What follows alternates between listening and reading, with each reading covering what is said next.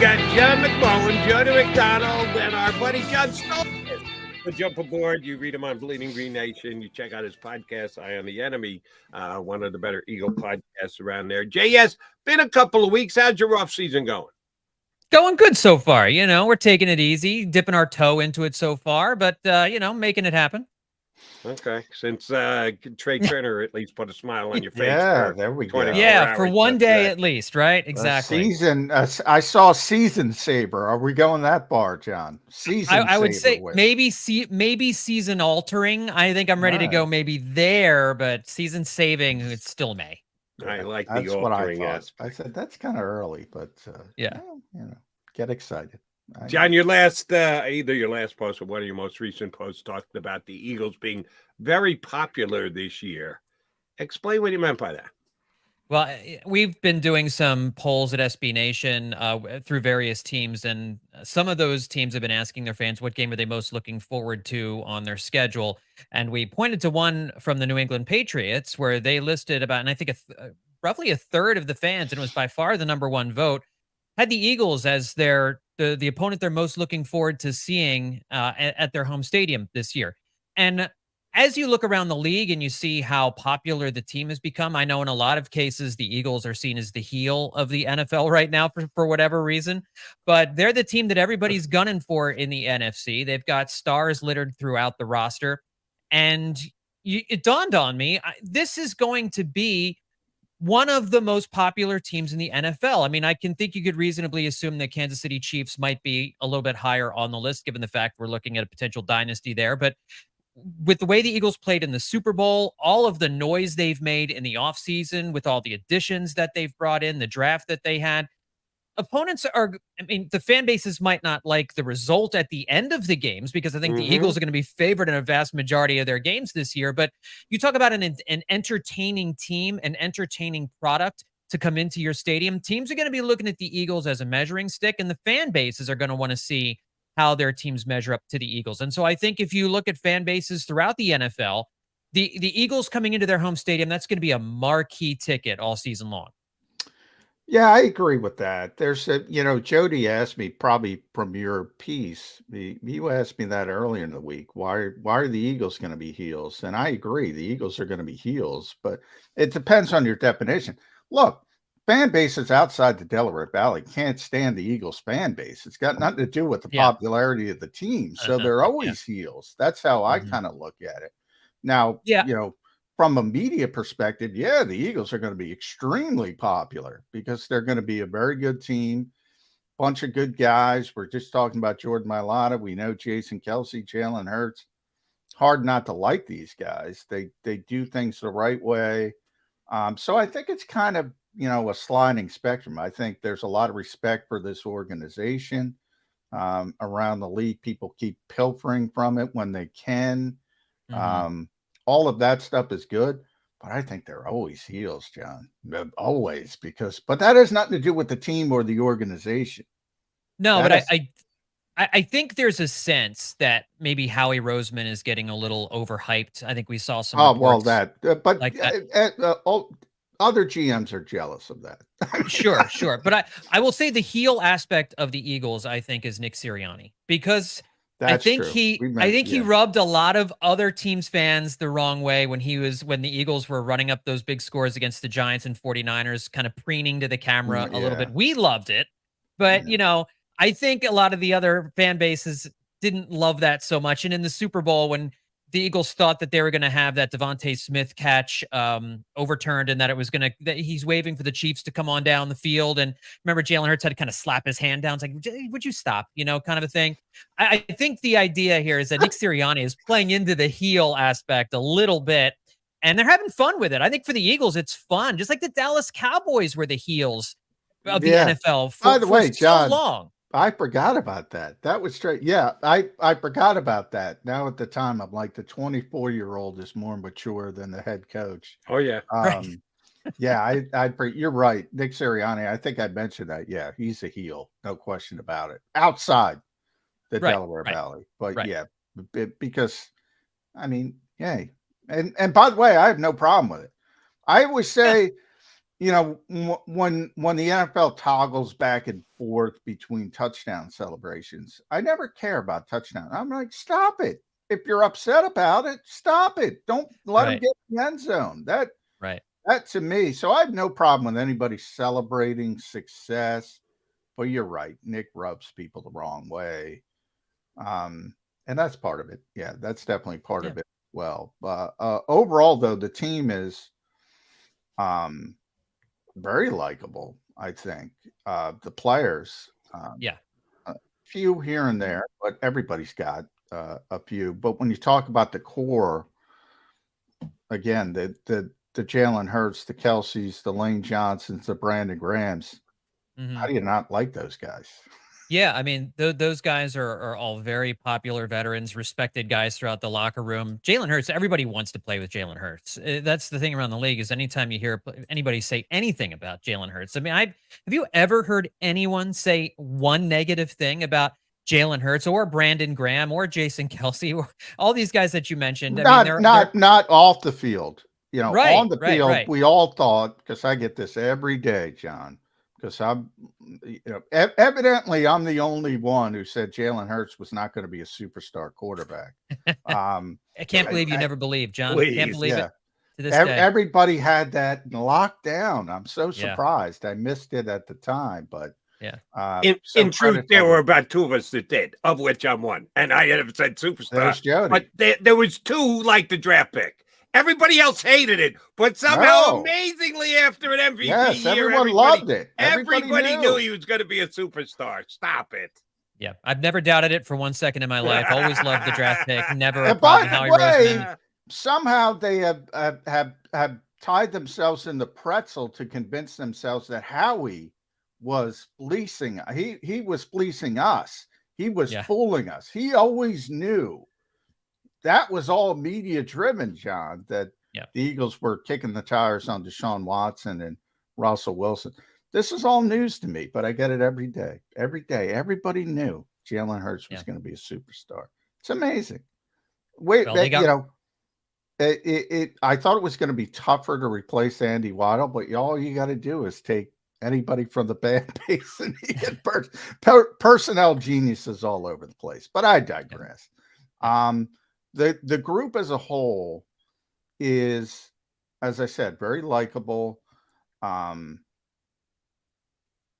But it all comes down to success. Let's be honest. They're good. Mhm. That's why, you know, that's part of the likability factor.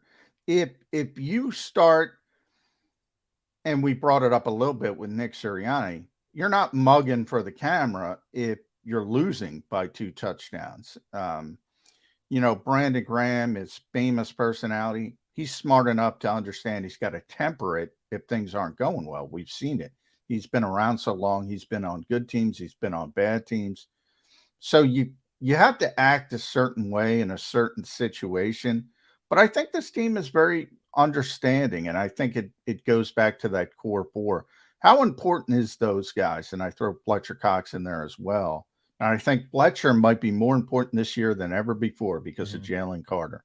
But overall, how important is that core four? I think they're very important. I think they provide a level of comfort and stability. Certainly for the coaching staff. I think you have a general idea what kind of production you're going to get from those guys. It may not be superstar level production anymore, but Brandon Graham certainly, you know, his first career double-digit sack season. It's kind of an interesting time for it to happen at this stage in his career. He's clearly still got something. All these guys, Lane Johnson is still the best, maybe offensive lineman in football. Jason Kelsey is still a top 3 center in football, if not the best. And so not only do they need those guys all on the field in a lot of cases, they just provide that stability to the locker room.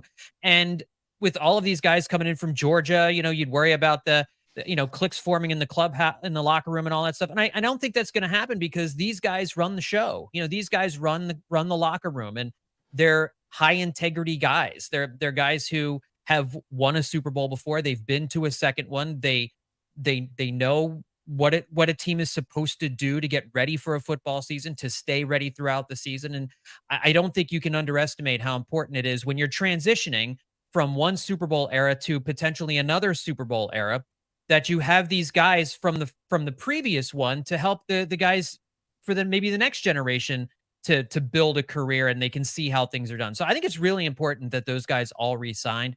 And I don't know that any of them are going to be here after 2023. So this is a season where they need to do their mentoring, and the young guys can watch these guys, and hopefully they get one more ride to glory out of them. But it's really important that they're here. Knowing full well that I might be risking the ire of Eagle fans for pointing out that they're not great at every position on the field, let me sarcastically ask Nicholas Morrow, all pro or just Pro Bowl? Because we know Nakobe Dean is stepping in as a rookie and going to be all pro. So that's not even a question. But Nicholas Morrow, all pro or Pro Bowl? Is it even fair to ask if the Eagles have a question, if not an issue at linebacker to start the season? Yeah, the linebacker position worries me. And it's something that's a position that's always worried me. I love linebacker play. I think we've seen that the most important aspect of the defense is certainly the line getting to the quarterback and good cornerback play. But I really feel like if you have a playmaker at linebacker, you can do a lot of things. You can be really dangerous, especially in the middle of the field, which is where we saw teams attack the Eagles last year. When teams were successful going after the Eagles, it was in the middle of the defense. It was in the middle of the field, targeting the tight ends, going up against the Eagles linebackers. And I hope Nakobe Dean is ready to take that step and to be an impact player on the defense, but I'm not at all a believer in Nicholas Morrow. And I still believe that there's time to find something better, for something else to shake loose, for somebody to get released late in the offseason, or for a training camp trade to be made like we saw last year. Given how late in the summer it took for the Eagles to become fully formed, I'm not stressing about that just yet, because I feel like there's still time. And I know Howie Roseman is a guy who works the phones. They are on top of what every team is doing around the NFL. It wouldn't at all surprise me if they have one or two or three names of guys that they are keeping an eye on, thinking this guy might get dropped. Look at their roster. Look at their depth chart. I don't think they have room for this guy. So maybe you are starting trade discussions, or you're keeping an eye out for somebody to get released. I do think they are weak at linebacker right now. I think if you are going into the season banking on Nakobe Dean to be an impact player, you're using hope as a tactic. That's, generally speaking, not the best way to go. Sometimes it works out for you, but most of the time you end up getting disappointed, and then you've got to make changes on the fly in the middle of the season. So I do think they need something at linebacker. I think Nakobe Dean should start. I think he should be given that opportunity, but Nicholas Morrow they need to get something a little bit more reliable. To answer Jody's question, Pro Bowl alternate for Nicholas Morrow. I don't want to go too high. I don't want to go Pro Bowl. That's fair, so he'll John. probably be I appreciate your fairness. A Pro Bowl alternate level player. You're right. It's a sober analysis. Yeah. Howie, that's a Howieism. Hope is not a strategy. So yeah, I'm with you. They have to, and I believe they will add something at linebacker. Now, one thing I've heard, and I think most of it is because a lot of people don't understand. Linebacker doesn't necessarily, all-pro linebacker doesn't necessarily equate to linebacker, but that's how Nolan Smith is labeled. Much like Hassan Reddick is labeled as a linebacker. The two positions couldn't be more different. They're a heck of a lot closer to what Josh Sweat and Brandon Graham do than what Nakobe Dean is going to do. However, when you do get down to 53, there are times because of injury, because of attrition. Jody and I were just talking about this with a different tact. You got to move guys around. It's happened with Avonte Maddox. The Eagles didn't want to move him to safety. They had to move him to safety because of injuries.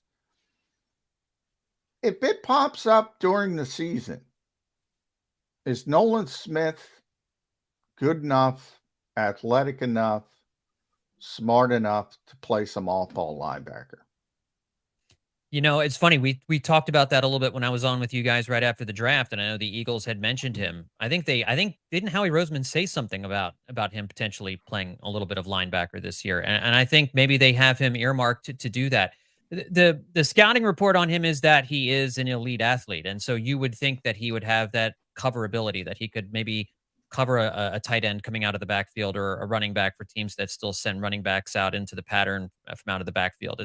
And so I don't know enough about him to say for sure if he could lock that down, if he could be a guy who you'd want doing that, starting in that position for 5-6 weeks in a row.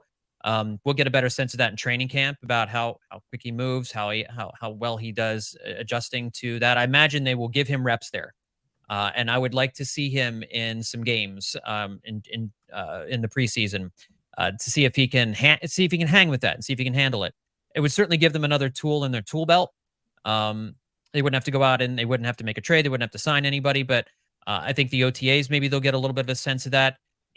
I don't love the idea. I'd rather see him just pin his ears back and be a pass rusher, which is, I think, what they drafted him for. It's what he did best in college. But like you said, at the NFL level, when you've got a full roster and you've got lots of players everywhere, he might be more useful to them in his rookie season, and he might get more playing time as a linebacker rather than as an edge rusher. And maybe you can use him in both ways. So it's nice to have some guys who are athletic enough that you could think about doing something like that. And I think he's one of them. Johnny, yes, from time to time, Johnny Mack and I have fun with the Eagle fans here on Birds 365 and pick on them a little bit. And let me say, the Eagle fans and the other 131 teams in the National Football League as well, fan bases, when guys like Devontae Adams' name gets thrown around or DeAndre Hopkins' name gets thrown around because they're not happy at their current. Let's get him. He'll be a perfect fit with the Eagles. Well, yeah. Them and every other fan base. Everybody wants the superstar players. They don't care about realistically or not. And I don't think there's any chance Eagles get either of those two wide receivers. But let me go here. Let's say A.J. Brown severely turns an ankle week 1, and it's going to be lost for a month. What are Eagles going to do at wide receiver? Specifically replacing a guy on the outside. How do they reconfigure the options that they have at wide receiver? It's going to be a drop-off. We all know it's going to be a drop-off. Only the blind Eagle glass covered fans think that, we'll be perfectly fine. No, they won't. But if the drop-off is going to be held to a specific level, not good, but not, oh my God, drastic, we stink now at wide receiver. The Eagles have enough depth at wide receiver outside going into this season in your mind? No, I don't think so. I mean, if Brown and Smith are healthy, then I think having Zacchaeus and Watkins as your 3 and 4 probably work.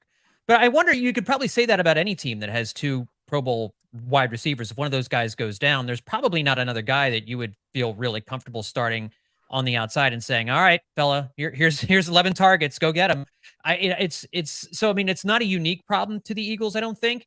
That being said, if Brown goes down or Smith goes down and it's going to be a lengthy injury, you would not feel comfortable having Quez Watkins as your other outside receiver. And I think he'd be the guy. I don't think they would put Zacchaeus as the outside. He seems like a strictly a slot guy for the Eagles. So you're banking on Quez Watkins bouncing back. And essentially now you have your 2021 wide receiver core back in place, with the exception of Jalen Reagor not being there. So Watkins could he improve? Sure. Is that something you can bank on?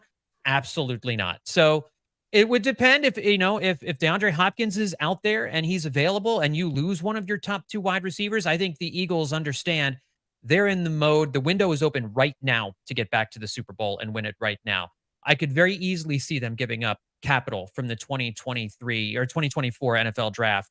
High, first round pick capital, second round pick capital to fill any position that they feel is vital. Like if Darius Slay goes down, what do you do at cornerback? Do you go out and do you trade a first round pick or a second round pick to help get you a star cornerback to fill the void? They're in that kind of a position right now where they need to be really aggressive. And so to answer your question, if Brown were to go down and those guys are on the trade mill, yes, I would absolutely get aggressive in going and grabbing one of those guys because time is now. Time is right now to strike while the iron's hot.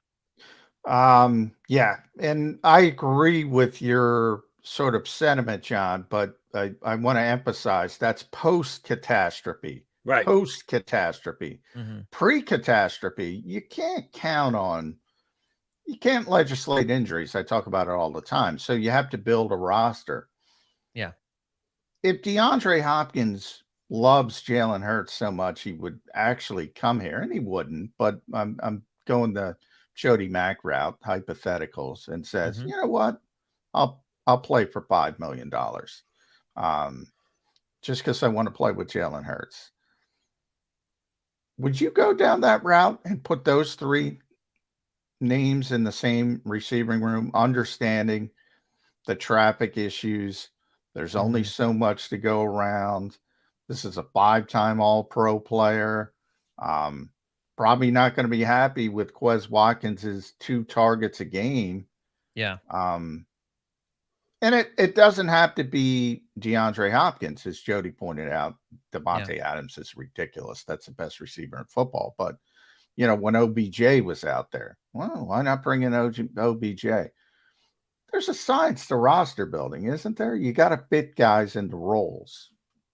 Yeah, and I think the issue with that is we were just talking about the linebacker position. If they wanted to upgrade the safety position, offensive line could probably use another body, just to kind of have a depth. They really do miss Andre Dillard. I know you guys were talking about that before I came on. I mean, if you add another star wide receiver, then I think you might be getting diminishing returns at that point because yes, they'd be very hard to defend, but is AJ Brown getting the ball enough? Is Devontae Smith getting the ball enough? The new guy you would get, is he getting? There's Dallas Goedert. You've got some receivers out of the backfield that you can put out there. I think I love the idea of adding that guy, but then I worry about you becoming unbalanced. And I think one of the great things about the Eagles roster last year was that it was very balanced. They seemed to have the right amount of talent at every position virtually throughout the team. There are a couple spots where maybe you would have liked to have seen a little bit more.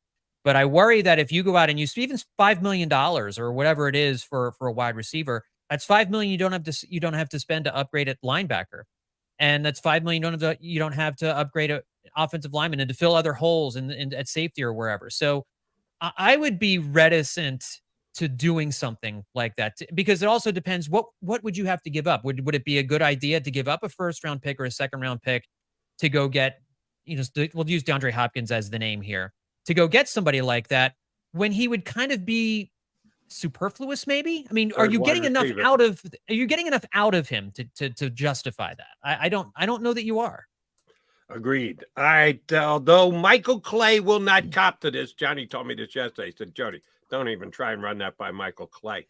Did the NFL do the Eagles a favor by instituting this new fair catch on kickoff rule, seeing as last year, and I'd love you to tell me if they added some special team specialist that I didn't realize during this offseason, kickoffs were not a strength of the Eagles, either returning them and or covering them.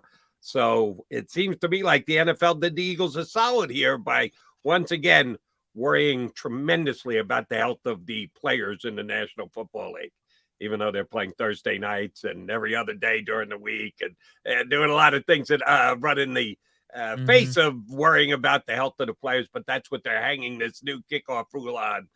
Did it help the Eagles for 2022 in your mind? Well, I mean, from what I understand from the rule, and correct me if I'm wrong, it's the returner's option to decide whether to fair catch or not. And so if the Eagles are weak covering kickoffs, why would you fair catch? They could still return every kickoff the Eagles send their way, if it comes down to the 5-yard line. Until the Eagles show they can stop somebody from returning kickoffs, I wouldn't fair catch kickoffs. I would keep running them back. I'd run them, because the Eagles had a real hard time getting guys inside the 25 last year. So yes, the option is there for teams to decide to just take a knee when they get the kickoff. And I think a lot of teams will utilize that for sure. But if you're facing a team that on film has trouble covering kickoffs, I wouldn't fair catch. I'd keep running that thing back. So I don't know if that's still a weakness for the Eagles. I don't think it's going to impact their ability to improve in special teams and in the kick return game, the kick coverage game, because they could continue to be bad at it and teams could continue to exploit that weakness. Yeah. There's always unintended consequences. And you might start feeling a little bit haughty and say, you know what? Let's mortar kick this. Let's pin them down inside the 25. Try to get them to make that decision. Maybe they make the wrong decision. But if you can't cover, as John pointed out, you can't cover. And whether it's Cordero Patterson or some rookie, you can't cover. You can't cover. So they better get. Who's the guy from the Patriots again, Johnny, that you like? Oh, Marcus Jones. Yeah, I love. I wanted him on. I wanted the Eagles to draft him. Tremendous returner. He'll get to see him week 1. Yeah. But overall, I want to talk about your reaction to that rule from the NFL's perspective, because every single, literally 32-0, every single one of them, special teams coordinator said, no, we shouldn't do this. Roger Goodell pushed it through. It's about legal indemnity more than anything else. Mm-hmm. What is the NFL's end game as far as the kickoff? Do you think we're just en route to where it's going to be banned, or they're trying to save it in some form while protecting the glorious owners and having to pay out in some kind of legal settlement down the road? And why is it kickoffs? Why only kickoffs? Yeah. Well, I mean, because it's kickoffs, because that's one thing you can control. Like on a punt, teams have to, unless you're going to allow somebody to throw a football downfield like you do in street football, that's when it's 4th down, that's really the only court. They can't ban the punt. I don't know what you do if unless you just make teams go for it. Make them go for it. Force them to go for it. Yeah. And I think that would be too radical a shift for even the NFL. But with the kickoffs, that's something you can do away with. You can just say, I think what they're trying to do is thread the needle here. I think they're trying to avoid brain injuries. I think they're trying to cut down on the number of injuries out on the field, even if it's not head injuries, guys colliding. They're trying to avoid as much as possible guys running full steam into each other from 40 yards away. And that's one of and the kickoff is really the last place where we see that a lot. You don't see safeties running from deep in the middle of the field like Brian Dawkins did when he smashed Algie Crumpler in the 2004 NFC Championship game. Those plays are outlawed now. Good reference there, John. Yeah, I pulled that out of my pocket. But yeah, no, it's funny because the NFL used to be about that, right? Those collision hits, the Sheldon Brown on Reggie Bush hit in the Saints playoff game. The NFL used to really pump those things up, and now they're fleeing from that because of the brain injury issues, and it's understandable. Indemnity is one thing. They want to keep players healthy. They want to keep players safe. I think the DeMar Hamlin situation last year, even though that didn't happen on a special teams play, they want to avoid having another instance like that on the field. And as rare as that is, and as unlikely as that is, they want to just kind of eliminate all that kind of stuff. So I don't think they're ready to just do away with it, but I do think it's a step in that direction. And I kind of believe that probably in 5 or 10 years after a touchdown or a field goal, you're just going to see teams put the ball on the 25-yard line and go and just get rid of the kickoffs entirely. And then I don't know what special teams coaches are going to do for a living. Was it you, Jody, who brought up yesterday commercial breaks, though? They can't get rid of those commercial breaks. They'd still be there. It takes time to walk the ball all the way down to the 25-yard line. That's true. Instruct your officials, saunter when you're out there, guys. We got to get CBS, NBC, Fox. They're hey, you guys remember Algie's brother? There was another Crumpler. Great name, by the way. Yeah, I don't. Algie Carlester Crumpler. You really? Remember him? Wow. No, I do not. That's a good pull. I thought Algie's brother was Moss, but that's just a scientific Carlester Crumpler. Yes. All right, Johnny, I need a prediction from you, crystal ball, tea leaf type thing. Mm-hmm. Week 13, Eagles 49ers, Lincoln Financial Field. As of now, it's scheduled for Fox at 4:30 or 4:25, whatever, John. If it's not 1 o'clock, John McMullen's not happy about it. Let me suggest there is a chance that the time is moved. Okay. They really bend over backwards for their new billion-dollar pals at Amazon and let them select that for a Thursday earlier in the week game, or maybe a more logical movement to Sunday night rather than 4:25, 8:30 to NBC, because I don't need to even look at the rest of the schedule. There's not a game on there that's going to be better than 49ers Eagles. And if NBC has got the ability to do so, they go, oh, yeah, give us Eagles 49ers. When we know where, but when, what day and or time will 49ers Eagles week 13 be played? I look at the, you mentioned the money. Amazon Prime, certainly. It's a nice extra little boatload of cash for the NFL. Big boat. NBC. Big boat. But I say, if that's a big boat, NBC is a Carnival cruise ship, right? That's a monster. And they're going to win out. If they want the game on Sunday night, it's going to be on Sunday night. Or if ESPN wants the game on Monday night, it's going to be on Monday night. And I think it's far more likely that I think people would lose their minds if that game got shifted to a Thursday, because you don't want those two teams in this marquee matchup playing on a short week where, maybe there are some key players who are nursing injuries. You don't want them to have to miss that game in order to squeeze it in on a Thursday night to satisfy Amazon Prime. So no, I think if they move that game, if that game gets flexed, I think it gets flexed to a Sunday night or a Monday night to really showcase those players and get the maximum number of eyeballs on that game as possible. Yeah, I think I have to check it in the break. Albert Breer had a good schedule report there, and one of the issues with the schedule was, and why it took so long and they weren't publicizing it like normal, because they had so many masters to serve now, and everybody, they got to make everybody happy. And as you mentioned, John, the status of Amazon, it's big, but it's not NBC. I believe that's one game that Fox fought for and, protected. So I don't think they're moving it at all from that perspective. I think there were certain games that they locked in for everybody, Fox, CBS, and NBC. I believe that's one of them, not 100%, but I think that's one Albert reported on. So there's going to be, when we think about flex scheduling, there's going to be games that you might look at and say, well, this is a big game, they got to move it. But they're not going to be able to move it because they promised it to said network. And kind of want to expand that out to ask you this, John. Have they gone too far with all these different cooks in the kitchen when it comes to not only the schedule, but the days? And we have Black Friday football now. We have, we're going to have 3 games on Christmas. It's going to be interesting to me if Christmas is on a Tuesday coming up or a Wednesday. Are they going to play NFL football on a Tuesday or a Wednesday schedule? Do you think they're going too far? Because one of the great things about the NFL that fuels its popularity is the scarcity, right? Baseball, they're playing every day. Yeah. Basketball, 82, on and on. So many games. Football, it's an event. Are they making it less of an event? I think they are. I think it's a recognition, though, of changing viewing patterns.